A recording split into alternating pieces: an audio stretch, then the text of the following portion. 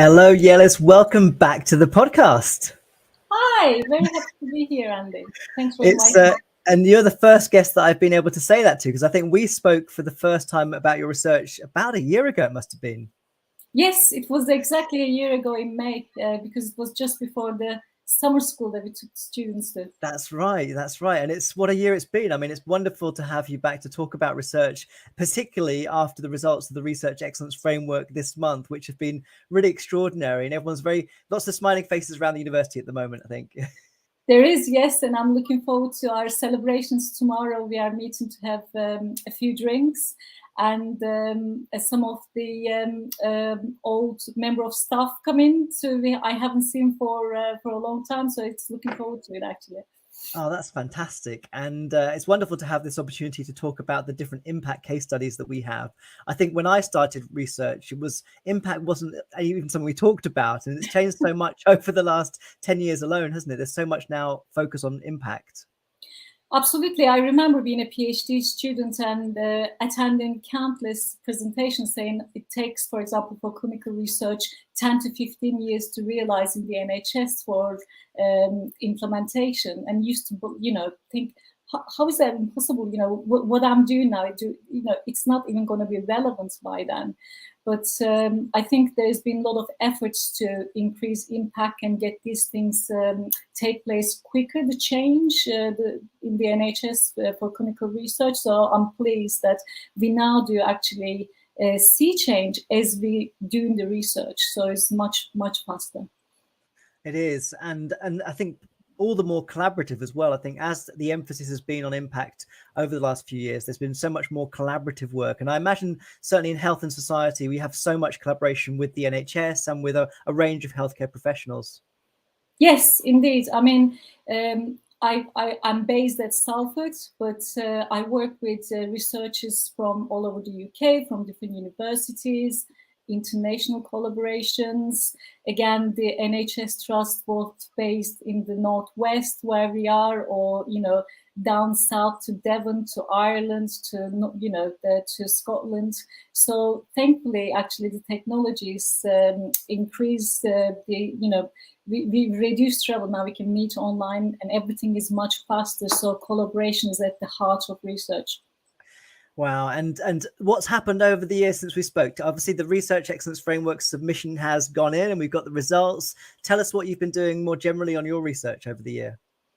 Gosh, yeah. So last year it was all about ref submission, because we start working on the impact. So we already started, for example, to work towards ref 2027, but towards the end of 2021, there's always that concentrated effort to get everything done. So now is a time to sort of enjoy that,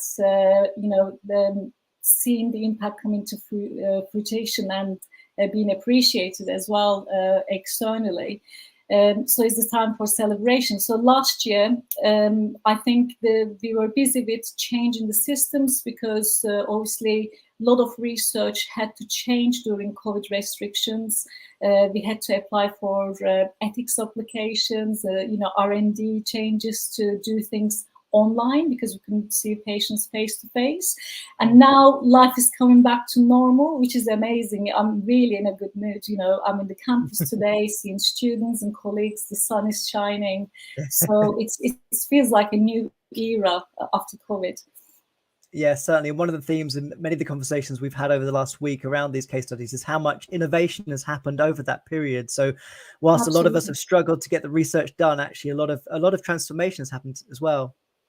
Yes, and I think we all become more innovative and creative when we are pushed to do so. So I think, as I reflected on our last podcast, COVID obviously had very dire consequences, but also pushed us in terms of research to sort of step up in terms of, how else we can reach people, how else we can sort of deliver clinical interventions, and actually had some positive impact as to, for example, those people who are who we struggle to reach in research, the minority communities, or people don't engage with hospital settings. We were able to reach through other technological means because we were forced to think how we can do better. Absolutely. I mean, I was certainly very moved by the way the university supported people in getting involved with the COVID sort of action as well. People taking secondments into roles, working in labs, testing centres. We had students working in call centres. It was just, I mean, I think for me, it's really given the university a chance to think about its place in the community in a really quite profound way. Absolutely. It was a very much of a community effort. As you said, we all stepped up, worked and volunteered in the NHS.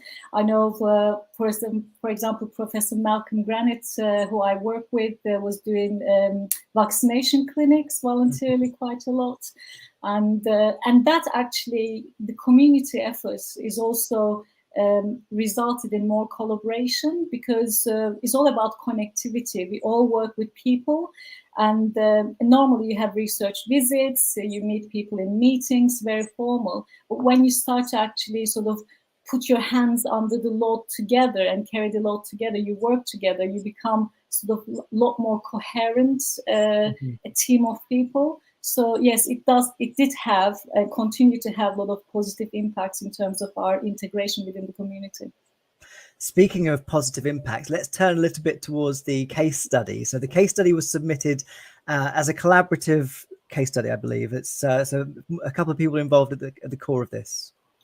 Yes, so at Salford, in terms of rheumatology research, rheumatology rehabilitation research, we seem to be quite small, but a mighty research group. So the research group is led by Professor Alison Hammond, and there's myself, and there's Dr. Angela Ching, Dr. Jennifer Parker. So there's only 4 of us on the floor, but we work collaboratively across institutes in the NHS to get a large-scale multi-sited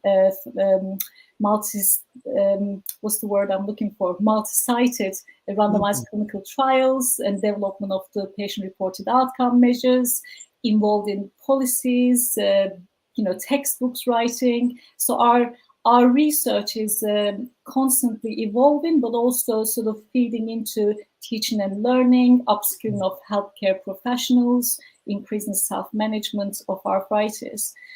So yes, we are small but mighty, I would like to think. Absolutely. And one of the things that we haven't talked about in the case study interviews yet is what's the beginning of these case studies? How did this get started? Was it something that goes back many years and is built on a kind of foundation of collaboration, or was there a moment where this sort of began at a very kind of hard point? Yes, so I think it's much more of an organic evolvement of the research, strategic research decisions that we make. For example, in terms of rheumatology rehabilitation research we do in our group, is we know that arthritis affects over 10 million people in the UK, and is a leading cause of pain and disability. And so to reduce the burden in the NHS, there is a growing burden on individuals with arthritis to self-manage their conditions. So at Salford Rheumatology Rehabilitation Working Group, all our research efforts are to how we can actually improve clinical assessment of the difficulties people with arthritis experience, not just at their daily activities and roles, for example, looking after their children, caring for themselves, looking after their health, but also work participation, because we know that especially people with rheumatoid arthritis are at high risk of work disability.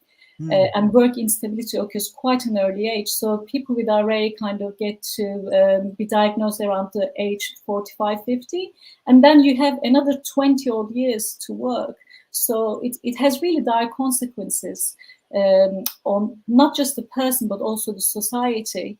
So all our efforts in terms of, because we do health professions research, mostly focus on occupational therapy, is helping and supporting people to have good quality of life and just manage their conditions. So it's easy when it comes to that case study. They're all coherent team as to how the different aspects of the research, such as, for example, patient-reported outcome measures, which looks at the individual's problems from their own perspective rather than the clinician's perspective, what is important. And so their participation in work or other activities like leisure, as well as creating innovative interventions to help them manage their conditions. So they kind of really fits together really well as a case study organically.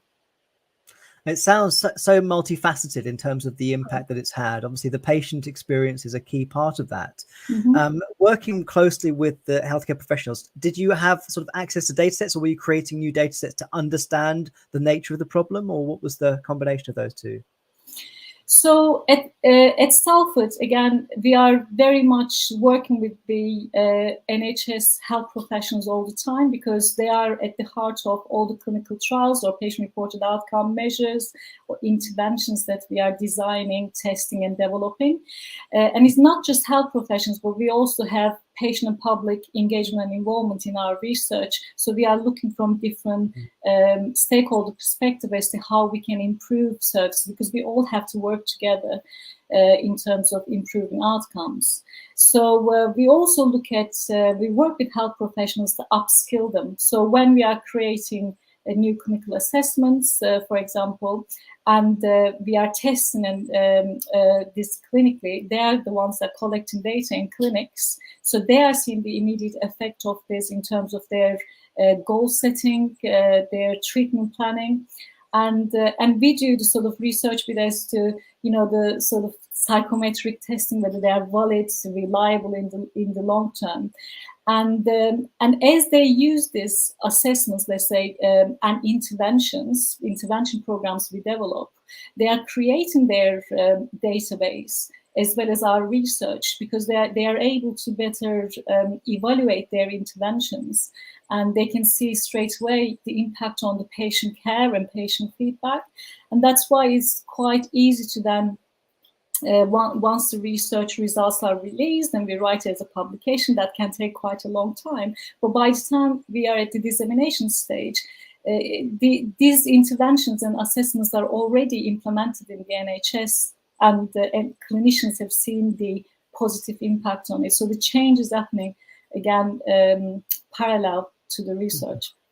I'd love to know more about the detail of that collaborative sort of environment. I think it's often easy to sort of think we do research in a university, we're sitting at desks, we're doing work in the labs.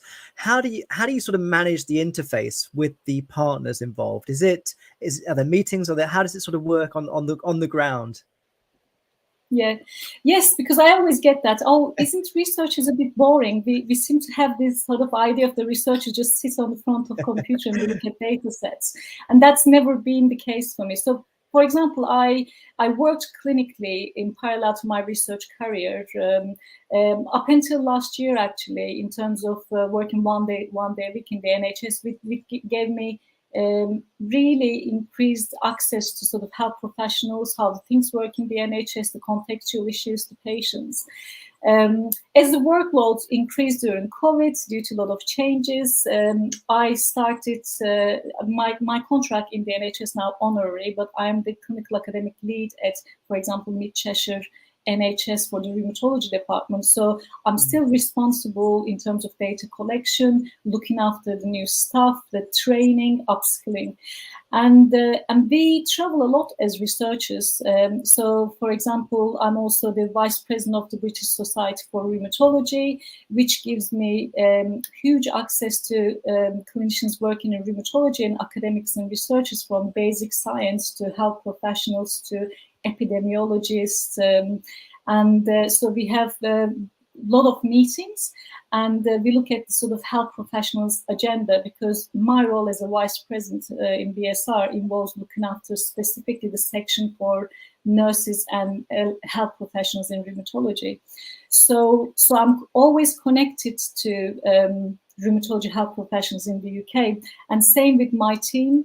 Mm-hmm. So, for example, in our recent trial that is currently coming to sort of completion, the WorkWell trial, we have 35 occupational therapists in rheumatology across the UK, taking part.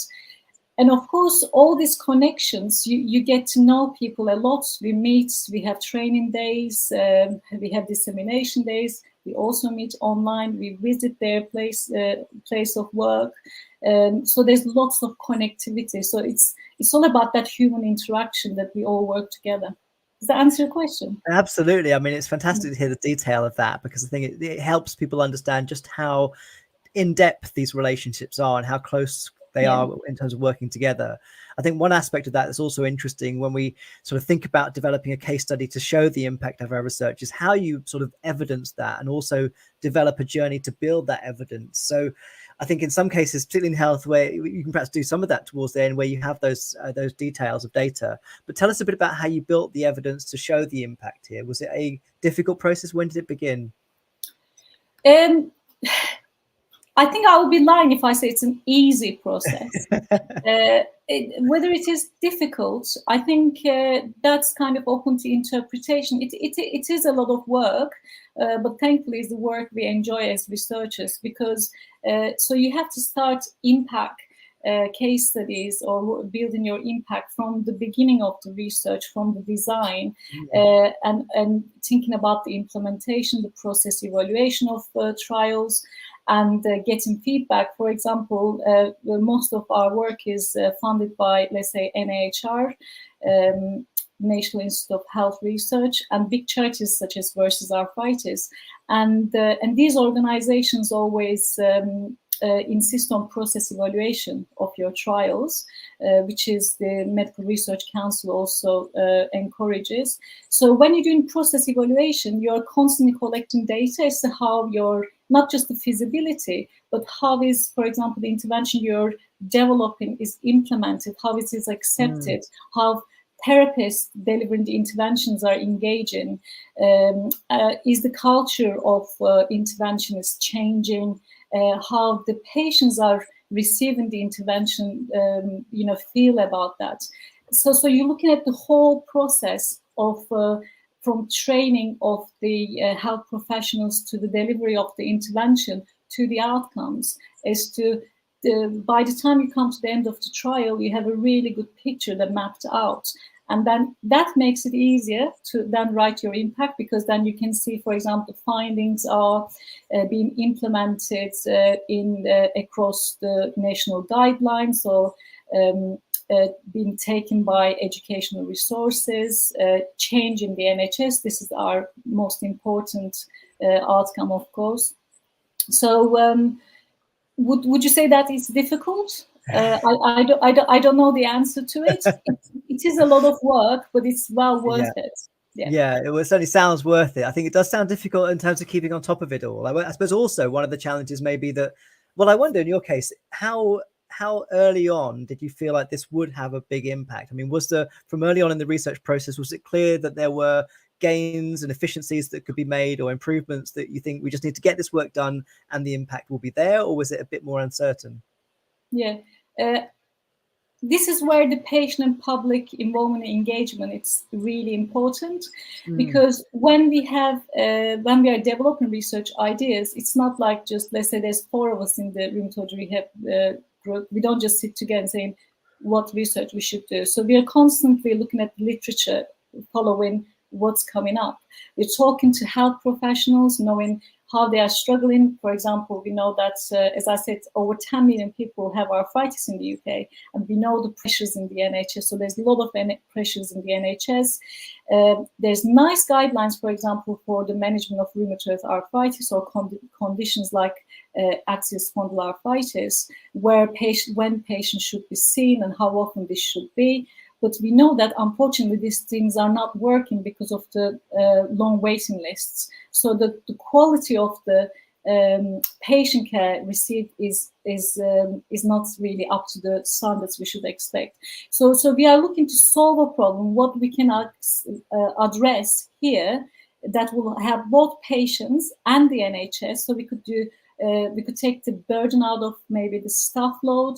We could upskill health professionals to work more effectively. We could make sure that when they're spending their time doing assessments and delivering interventions, these are both clinically effective and cost effective. So they are not spending their time doing things that aren't necessarily going to be in patients' benefit, for example.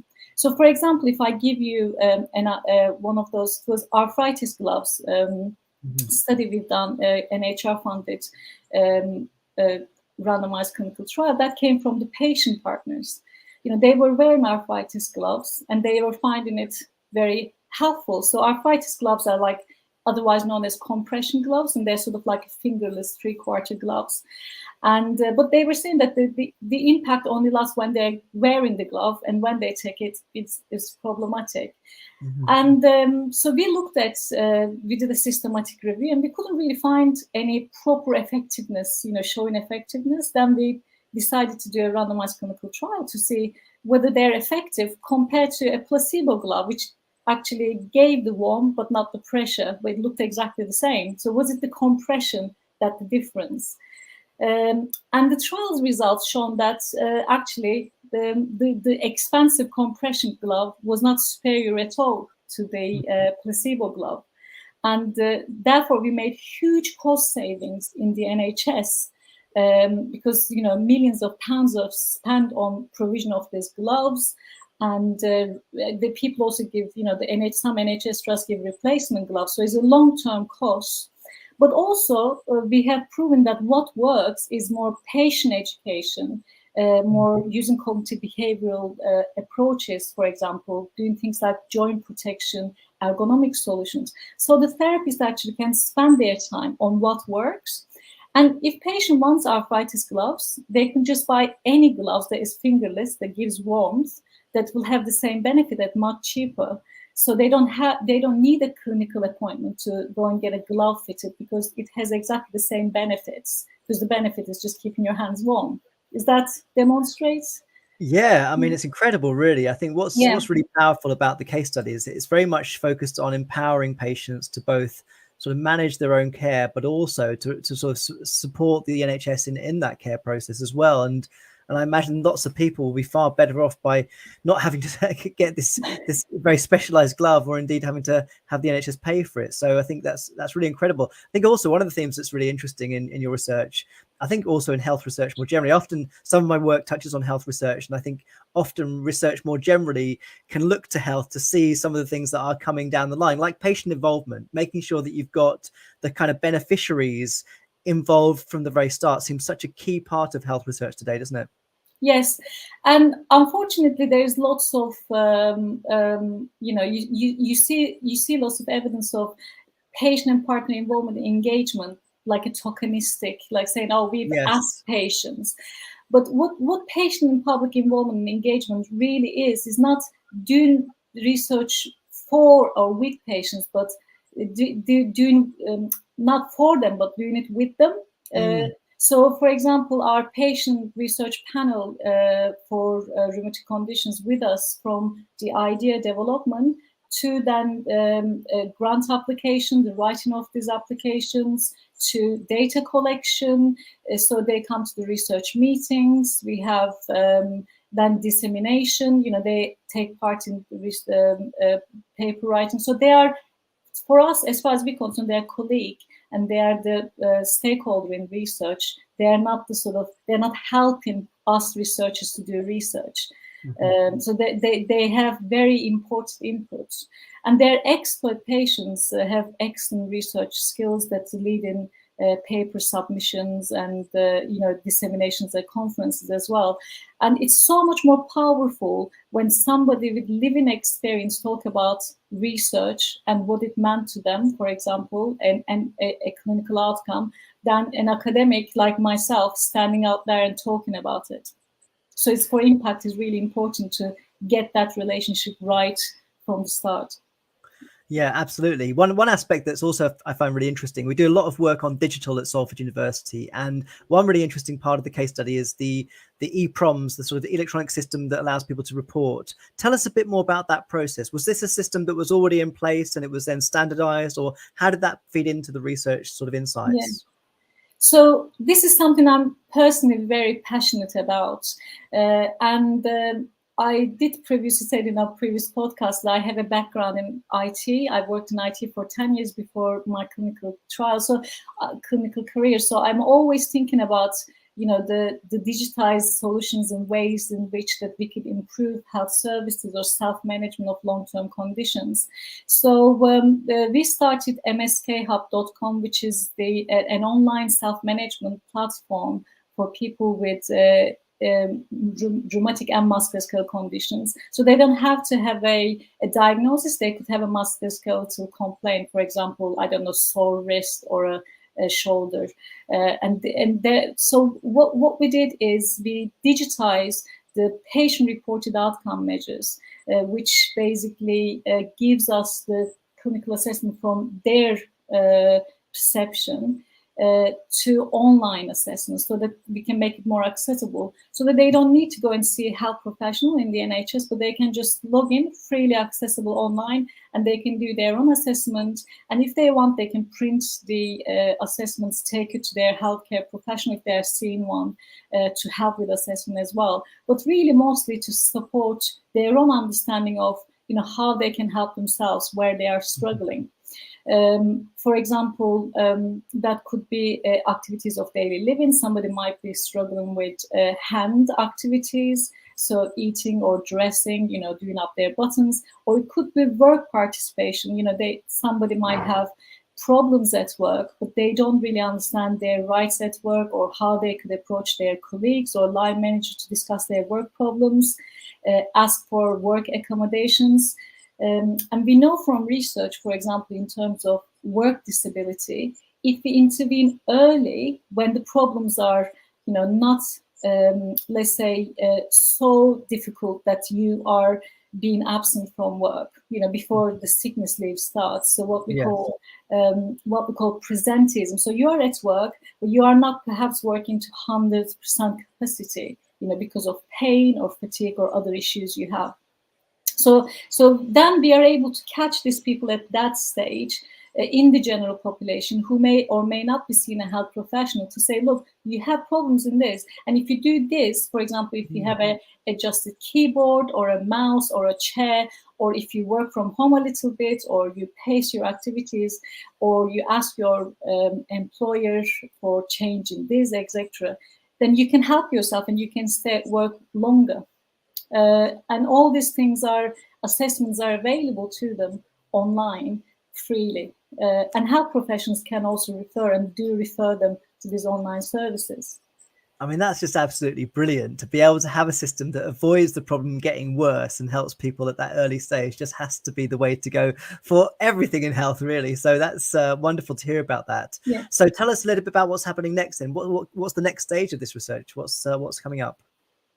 So in terms of online data collection and assessment, there's two ways to it. So we are both helping the public, patient and public, having issues, so they can do their self-assessments and help themselves liaise with the health professional, look for online resources, their educational programs they can attend to improve self-management. But also we are collecting what we call longitudinal data over a long time, and real-time data, so people are more able to input these patient-reported outcome measures, for example, over years. Whereas if we do research, we tend to do it, I don't know, a baseline, 6-month follow-up, 2-year follow-up. So there's a big gap. And really, rheumatic and musculoskeletal conditions really quite changeable over time, and you need a lot of time points to catch those waves to see the real picture. So we are using this as a data repository to also support our research in the long term, as to looking at what these problems and activities, daily living and work, or pain and fatigue or psychological issues people have, and how we can improve it. So in terms of MSK Hub, this is ongoing. I talked about work. So we have an ongoing trial, Work Well trial at the moment, led by Professor Alison Hammond. And so previously we had a feasibility trial called Work in Inflammatory Arthritis, and we were able to show that, brief occupational therapy work rehabilitation program in the NHS can help people to stay at work. So at the moment, the Work Well trial is testing the effectiveness and cost effectiveness of this, so that we can, because the feasibility trial doesn't have the power, the numbers to show those differences. And so we come into the end of that trial, and from my perspective, I'm leading the digitization of these work outcomes. And so we're going to be able to be trained about 35 occupational therapists to deliver this intervention, which is a work well program. But now, when we digitize this, hopefully we'll be ready by the end of the year. Anybody, any health professional working in the NHS and interested in delivering work interventions will be able to log in and train in the delivery of work well program and get their certificate.